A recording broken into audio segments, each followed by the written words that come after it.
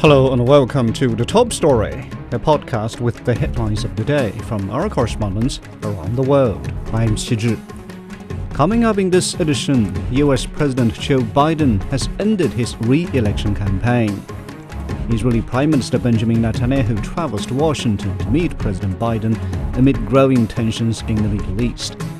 And the president of the Paris 2024 Organizing Committee says the city is ready for the Games. We begin in the United States. US President Joe Biden has ended his re-election campaign. It follows weeks of calls from within the Democratic Party for Biden to step aside after his debate against Donald Trump last month raised worries about his age and mental acuity. Popin Putin has details from Washington.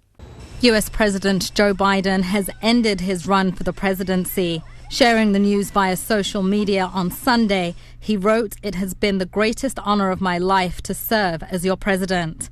And while it has been my intention to seek re-election, I believe it is in the best interest of my party and the country for me to stand down and to focus solely on fulfilling my duties as president for the remainder of my term." Shortly after announcing his withdrawal Sunday, Biden endorsed his presidential running mate and U.S. Vice President Kamala Harris to be the new Democratic nominee. She wrote on social media, "I am honored to have the president's endorsement, and my intention is to earn and win this nomination." Reactions from top Democrats were swift, including House Majority Speaker Chuck Schumer, who wrote, "Joe Biden has not only been a great president and a great legislative leader, but he's a truly amazing human being." Former President Barack Obama, under whom Biden served as vice president for 8 years, said, "Michelle and I just want to express our love and gratitude to Joe and Jill for leading us so ably and courageously during these perilous times, and for their commitment to the ideals of freedom and equality that this country was founded on." Reaction among ordinary Americans is mixed. He has listened to the American people, and he has done what is best for his party and his country, and I think it's one of the most selfless, admirable things you can do. If you want to push somebody out, give me back a person who you think that should be a good candidate to run against Trump. They never gave that information, and that's what's disappointing with me. Republicans also reacted, calling on Biden to resign as president immediately. Pressure had been mounting on Biden from within his own party, mostly behind closed doors, but also publicly to quit his re-election bid, following a disastrous presidential debate with Donald Trump last month. During the debate, he had memory lapses and rambled at times, causing concern that he was cognitively unfit. In the days and weeks that followed, Biden hit the campaign trail, adamant that he was fighting fit and committed to staying in the race. He also went on a media blitz designed to show that his debate performance was little more than a bad night, as the president had repeated to the American people. But he continued to make more comments that concerned viewers and voters in subsequent days, while deflecting questioning and critiques about his mental acuity. With donors tightening the purse strings and polls showing Biden trailing Trump, by Sunday at least 35 Democratic lawmakers had publicly called for Biden to pass the torch. Biden is expected to address the nation within the coming week. Harris, meanwhile, has less than 4 months to appeal to members within her party to back her and the American people to carry her to presidential victory come November. That is Popin Putin on Joe Biden's decision to quit the U.S. presidential election. In the Middle East, Yemen's Houthi group says Israeli strikes on Hodeidah port will not benefit Israel. On Sunday, Israel shot down a missile launched from Yemen, targeting the southern resort city of Eilat. Meantime, Israeli Prime Minister Benjamin Netanyahu travels to Washington on Monday to meet U.S. President Joe Biden amid growing tensions in the Middle East. Jonathan Regev has more from Tel Aviv.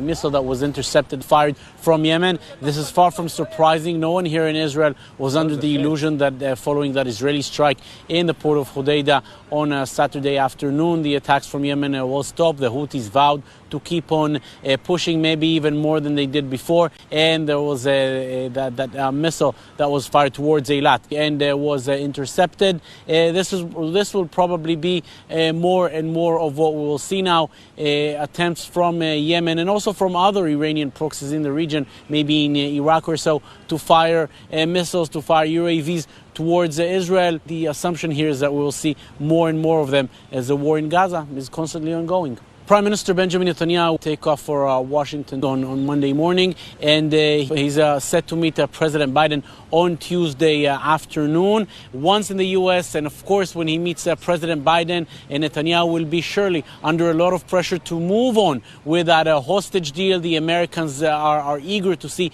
that deal coming to fruition. We also heard Secretary of State Antony Blinken saying over the weekend that he believes that the agreement is close. But while that will be the pressure in the U.S., here in Israel, Netanyahu is under pressure from his far-right members of coalition, mainly Itamar Ben-Gvir and Bezalel Smotrich, both of them saying they will not be a part of any government that will support such a hostage deal, meaning that approving the deal will put the coalition under danger. How will Benjamin Netanyahu play around all of these different pressures? We'll have to wait and see. A lot of pressure on the Israeli Prime Minister. That was Jonathan Regev on the Israeli Prime Minister's trip to Washington as regional hostilities are showing no signs of abating.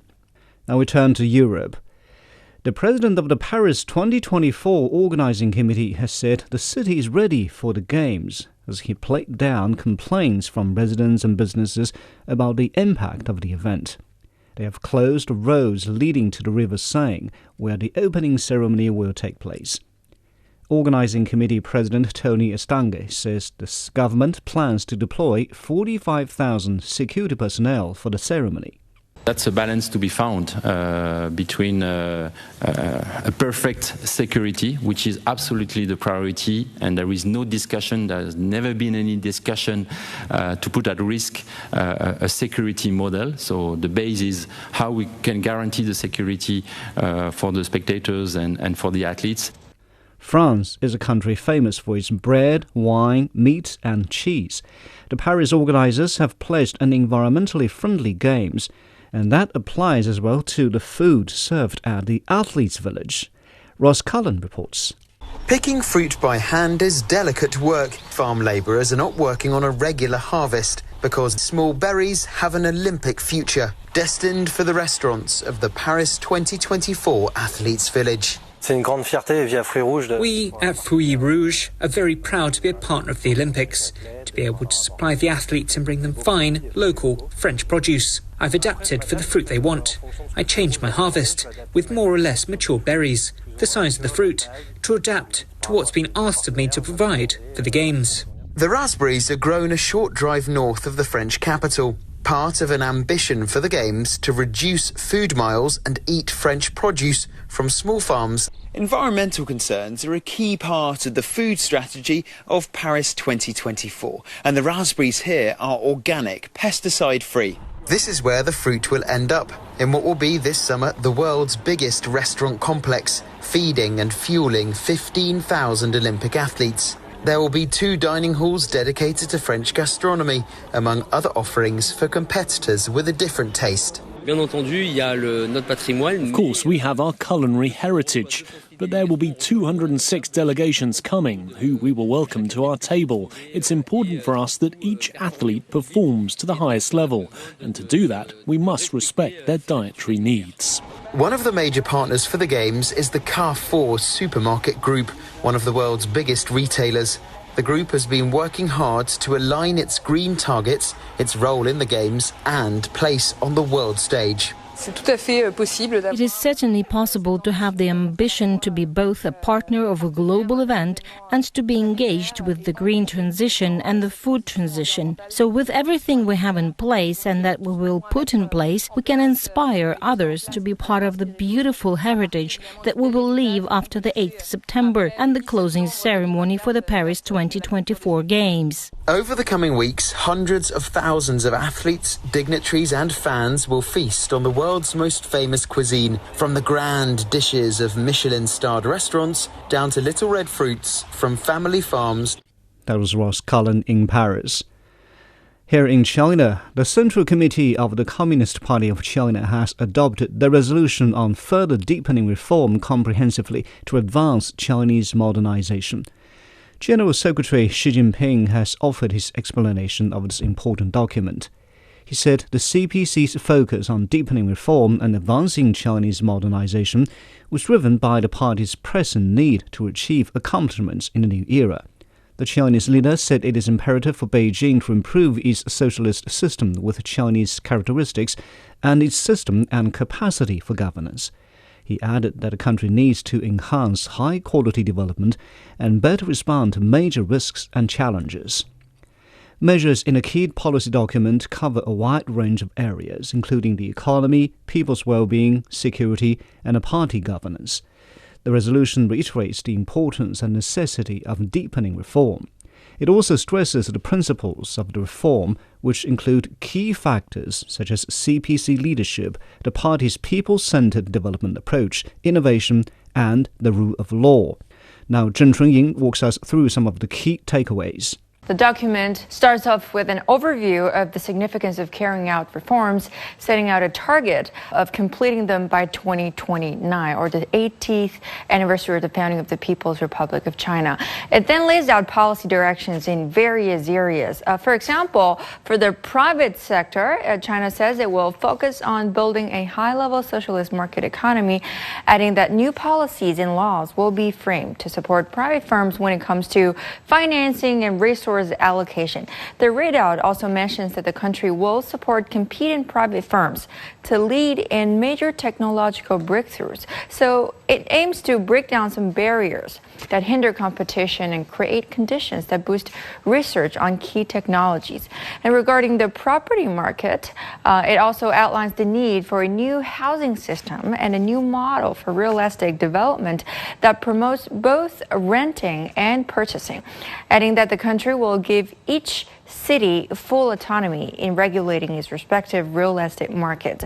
And when it comes to government budget, it also outlines a vision to deepen fiscal and taxation reform and improve the budget system, also bringing reforms for investments and operations of state capital, and other policies involving the fiscal relationship between local and central government, and policies to address the shrinking population, such as improving maternity leave measures, providing subsidies for having children and boosting childcare services are also mentioned. And there are also other plans of reforms mentioned in the document covering education, social welfare, environmental protection, trade and investment, urban-rural integration, and so on. So many more exciting changes to expect, and we're really looking forward to more concrete approaches coming out of that. That was Zheng Chunying in Beijing.